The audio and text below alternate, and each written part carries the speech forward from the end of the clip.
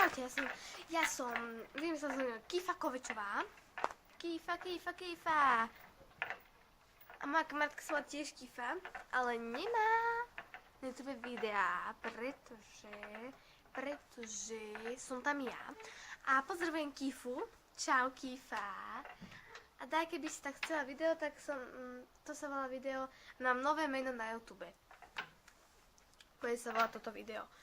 A nahrám 3 videá, už som natočila 1, 2, 3, teraz natočím 3 a obidve dám naraz na YouTube, že akože 1, to neviem ako sa volá, druhé neviem ako sa volá a tretie sa volá, vymyslela som si nové meno na YouTube. Kýfa. Volá sa tam len Kýfa a každý video vám budem hovoriť, že čaute, ja som Kýfa a nie čaute, ja som Krista Chmarová, to už ma nebaví.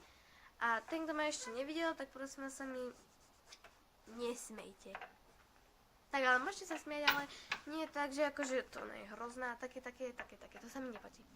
No, nevadí, nechceme vás zdržať, tak vrhneme sa na video, alebo nie. Nemá začať, vidí ma. Lebo keď sa nehýbete, tak viete, aké je zima, že vám ukážem, že môj pes rozkúsal plišáka. Kuba, pusť. On vždycky iba ňufáky trhá. Toto mal ňufák. Zaujímavé, už ani oči nemá. No a plnú krabicu má. Tak, plnú krabicu. Videli ste? No tak, napríklad. V ďalšom videu vám ukážem svoju sestru. Napríklad. Volá sa, na YouTube sa volá Sandra. No vlastne moja sestra sa volá Sandra, ja som jej dala prezývku Handra.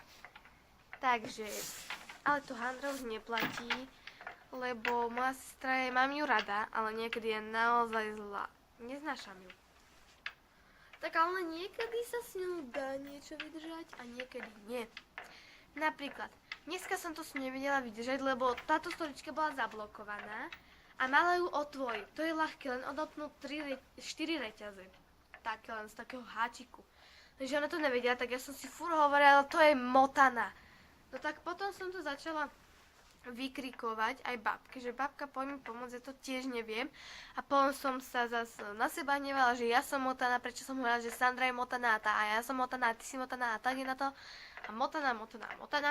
Stále motaná, je to smiešné slovo, takže moc vyprávam, že? Nevadí. Tak v ďalšom videu vidíte moju sestru Sandru. Tak ale ja ju prezývam Fandrika. Lebo Fandrika akože Fandrika, Sandrika, kde si bola dnes? No takže budem sa s vami lúčiť za chvíľu a tak ďalej. Takže čau.